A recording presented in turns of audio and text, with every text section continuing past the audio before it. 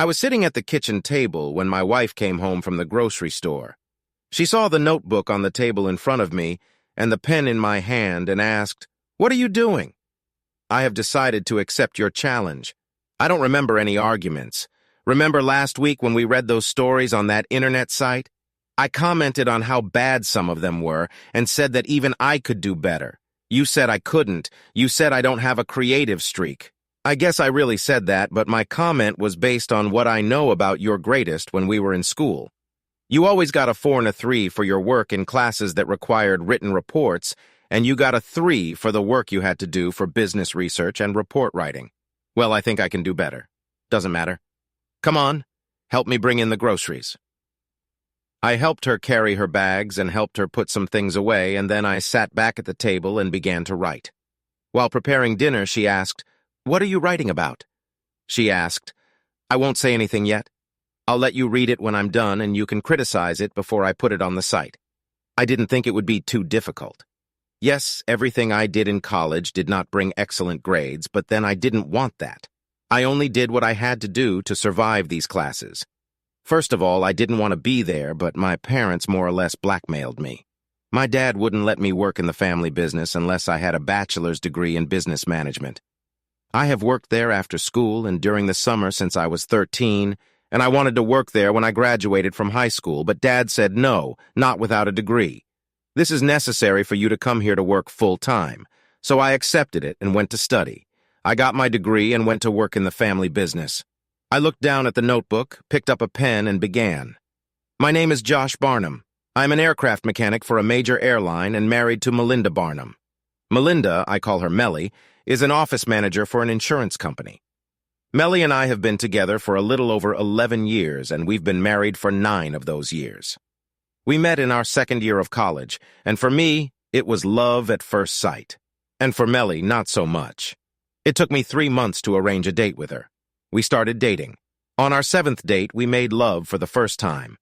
After that, we became a permanent couple and usually made love 2 to 3 times a week, at least until the summer between our sophomore and junior years. I had a summer job working for my Uncle Bill, who owned a landscaping company. I worked 10 to 12 hours a day from Monday to Saturday. As a result, I was rarely able to see Melly during the week. After 3 weeks of seeing each other only on Sundays, Melly started dating other guys. When I complained about it, she told me to deal with it or lose my Sundays. This was a defining moment in our relationship. I already said that when it came to Melly, it was love at first sight. So I would rather give up than lose her completely. At the time, I didn't realize what a mistake this was. This showed her that, from my point of view, she could get away with a lot, and I would have left it as is. It was 3 weeks later on a Friday, and I had only worked 6 hours before calling a break due to severe thunderstorms. I called Melly to see if she would go out with me that evening, and she told me she already had a date. I hung up without saying another word. I called around to see if anything was going on and found out that Mike Matson was having a party at his house.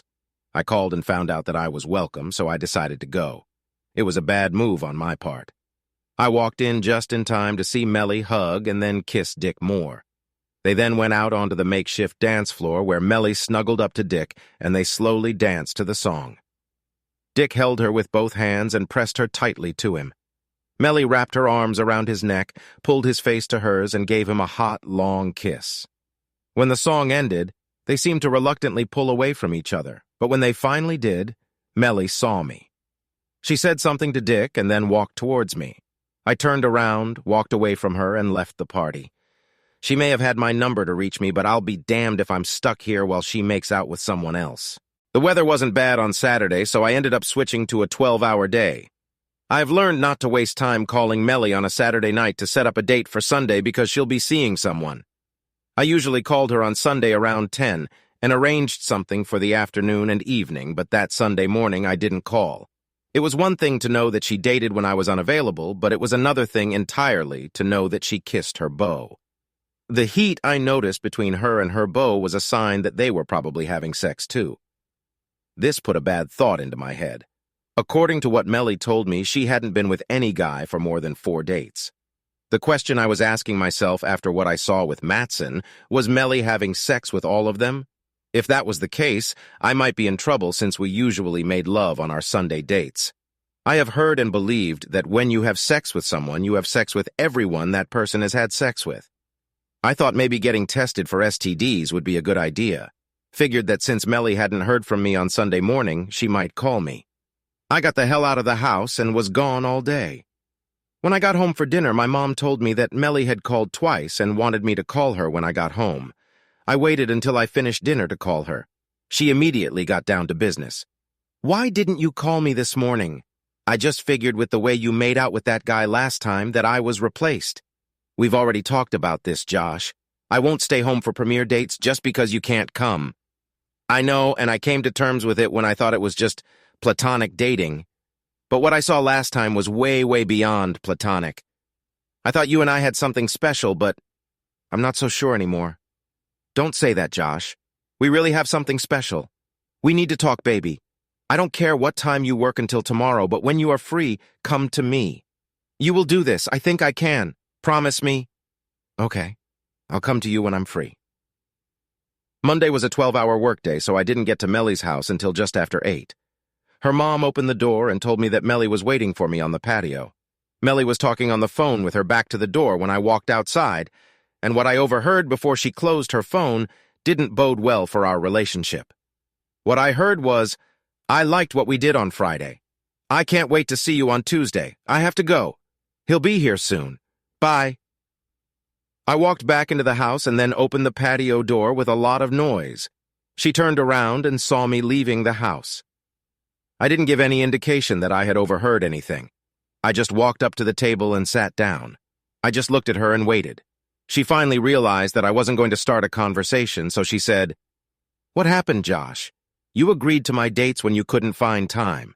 That's when I thought these dates were like going to the movies and maybe having a milkshake at Harry's afterwards, or maybe a party like Matson's where you could dance and hang out with our friends. Simple things. For you to act like you're still my girlfriend. It's not like what I've seen from Matson.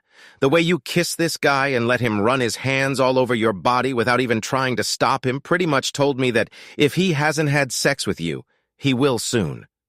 This is not how I expected my girlfriend to behave in front of my friends. It's disgusting what you're saying to me. I tell it like it is. Maybe you should just leave. It would probably be best. After what I saw and not knowing if this is how you feel about all your dates, I think it would be a good idea to get tested. I stood up and left her with a shocked expression on her face. I managed to get to my car before she caught up with me.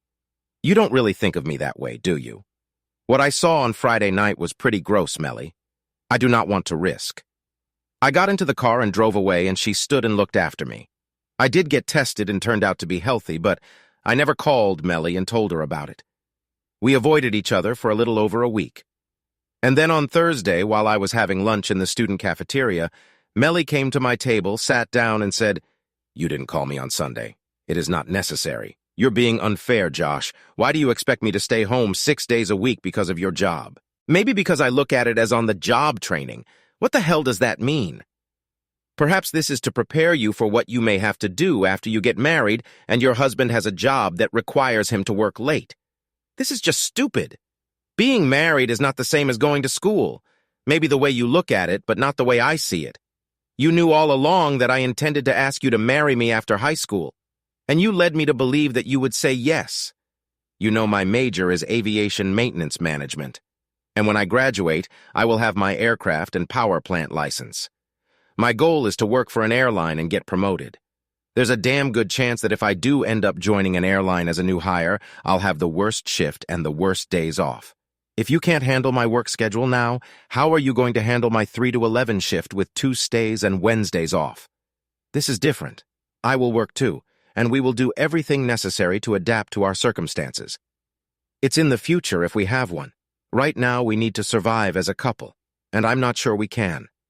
Given what I now know about your dating life, we agreed to talk that evening after I finished work, and she finally gave in and said she would only party on Fridays and Saturdays and would always make sure dates were with my friends. That way I could always ask someone if she was doing anything that wouldn't pass the boyfriend test. It helped that landscaping was a seasonal job that ended in late fall. I kept a close eye on her for the rest of our freshman year and throughout graduation. And she only lost her temper 3 times while I pretended I didn't know anything. Why? I blame it on love. When we finished school, Melly moved in with me and we lived together while our mother prepared the wedding. It was a new experience for both of us to be able to make love every day and not be in a rush to return home. There were nights when I was not at all sure that I would be able to get out of bed in the morning. It seemed that all Melly and I, oh yes, myself, wanted was to make love all the time. But of course we couldn't. I really got along with the airline, and as always I had the worst shift from 4 to midnight with Wednesday and Thursday off. Melly had a degree in accounting and got a job at an accounting firm where she worked from 8 to 5 with Saturday and Sunday off. During tax season from about the end of January to the 1st of May, she usually worked 10 to 12 hours a day and sometimes had to work on Saturdays. We got married 5 months after graduating from high school, and our wedding gift from both sets of parents was a down payment on a 4-bedroom house in one of the city's best neighborhoods. Neither of us wanted to have children until we were established in our jobs, so Melly used one of the bedrooms as a home office. The back of the house had a fairly large patio, and one of our first purchases after moving was a 6-person hot tub located on one side of the patio. It didn't take long before it seemed like it was always full. A month after installing the tub, we had a housewarming party, and after everyone tried out the tub, it felt like we had company over every weekend. It's not that I liked this company. I had to leave at 2:45 to get to work on time. As we got to know our neighbors, we started getting invited to barbecues and picnics, and once that started, we of course had to host a couple of our own. We became really good friends with the neighbors on either side of us and those who live right across the street. The first 2 years, everything went great, and we adjusted to our different schedules, and then everything changed. I didn't find out about this until much later, but it was pretty much what I was talking about when I talked to Melly back in college. I worked Friday and Saturday, and Melly was tired of sitting at home on the best date nights. At first, it was a night out with the girls after work on Friday, nights she never told me about. After a couple of months, she decided that since she could get away with not knowing about her nights out with the girls, then she could get away with going out on Saturdays. She just needed to make sure she was home in bed by the time I got home. She started going on dates with guys she worked with and guys she met at her friends' parties. I don't know when this whole thing started, so I had no idea how long it went on, but a neighbor who lived across the street told me about it. On Friday night after dinner, he was having drinks with a client and saw Melly dancing dirty with some guy and acting like a slut. Saturday morning, when Melly was out shopping, he came over and told me what he had seen. This upset me, but did not surprise me. He told me that his brother was a police officer who worked as a private detective on his days off, and his brother's days off were Friday and Saturday. He said his brother's rates were 25% of what a full-time private investigator would charge, so I asked him to contact me. All it cost me was that he followed Melly from Friday when she got off work until she went home, and on Saturday from the time I left for work until she came home, it cost $600, and that was worth every penny. On Friday, when Melly came home from work, she headed straight to the bar, and before she could sit down on the bar, a guy bought her a drink and danced with her. They left the bar at 8 and checked into the motel, and yes, they left the lights on for them and stayed in room 107 until 11, and then she went home. On Saturday, she didn't even leave the house. At 4, her boss came home from work, and although Spencer the cop couldn't film what was happening in the house, he did get some pretty good footage of Melly having sex with her boss, lying on the cushions of a chaise lounge on the veranda. On my first day off, I took everything I had to a divorce lawyer, and after reviewing what I had, he suggested that I contact her boss for alienation of affection and her company if the policies and procedures manual their companies know anything about the relationship between managers and those they supervise. I told him that her boss owned the company, and when I told him this, I could almost see dollar signs in his eyes. I told him to go ahead and get to work. He asked me to give him a week or so and that he would prepare the documents so that I could come and sign them. I left his office hoping that I could act like the clueless cuckold which I was until I received Spencer's report. I probably succeeded because next to me, Melly didn't seem any different. The lawyer called me a week later and said that he had documents ready for me to sign. When I came to his office, he smiled and said that he had very good news for me. Apparently, her boss was bragging to everyone in the office about having sex with Melly. I'm not a lawyer, but I'm pretty sure the conversation we overheard was just a rumor. Basically, this is a case of him saying he didn't say anything, maybe if it wasn't on tape. The man from whom I received the film hates Philby and is always looking for some way to harm him. Isn't there some law that says both parties must be aware of the recording?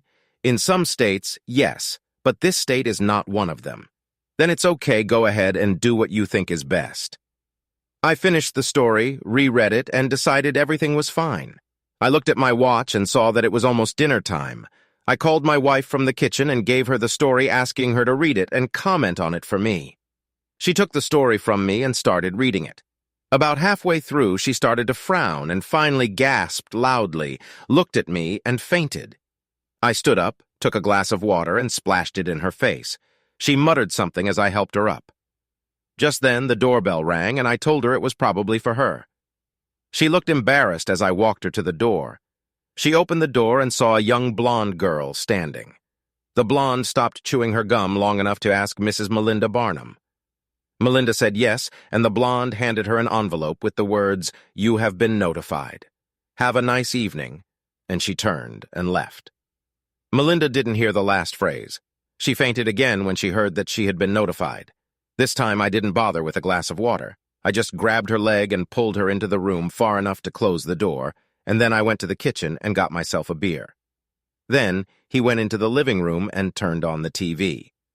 Subscribe to our channel so that your second chaff doesn't cheat on you, and go ahead and listen to the next story, because this story is nothing compared to the next one.